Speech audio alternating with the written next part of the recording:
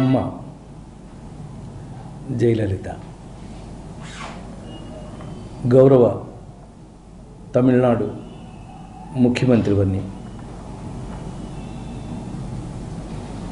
అంతకంటే ముందు సినిమాల్లో కథానాయిక.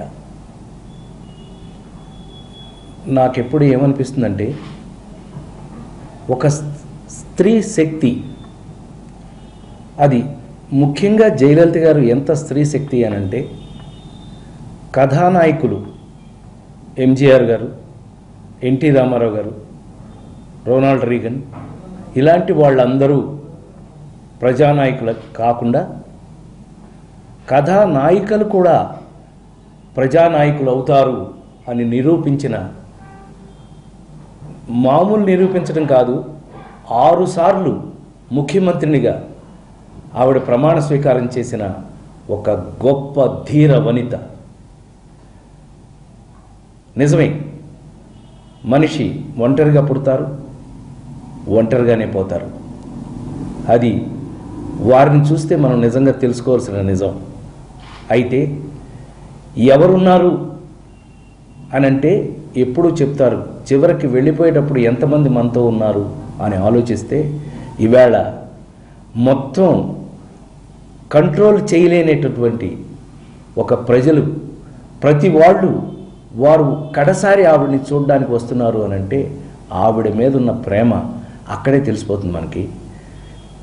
దానికోసం మన మీద ప్రేమ కావాలంటే సొంత వాళ్ళే ఉండక్కర్లేదు, ఎవరైనా సొంత వాళ్ళని చేసుకోగలము అని చెప్పిన ఏకైక వ్యక్తి జయలలిత గారు.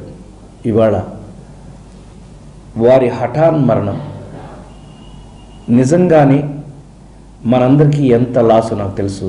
ఎందుకనంటే కేవలం తమిళులకు మాత్రమే కాదు, మన తెలుగువారికి కూడా ఆవిడ ఎంతో ఆత్మీయమైన ఆడపడుచు. ఆవిడ తెలుగు అంటే ఎంత ఇష్టమో, ఆవిడ తెలుగు ఎంత బాగా మాట్లాడతారో నాకు తెలుసు. ఈ మధ్య మీ అందరికీ ఒక విషయం చెప్పాలి. నేను I'm very very very big fan of Jayalalitha garu. Jayalalitha గారికి నా అంత అభిమాని ఇంకొకడు ఉంటారని నేను అనుకోను. అంటే అది నా స్వార్థం కావచ్చు, కాకపోతే నాకు అంత ఇష్టం ఆవిడంటే. పోరాటాల నుంచి విజయాలను చూసిన ధీర వనిత ఆవిడ. మాకు సినిమా నటిగా ఆవిడ ముందు ఉంది అనంటే ఆవిడకి నేను ఆవిడ కడుపున పుట్టకపోతే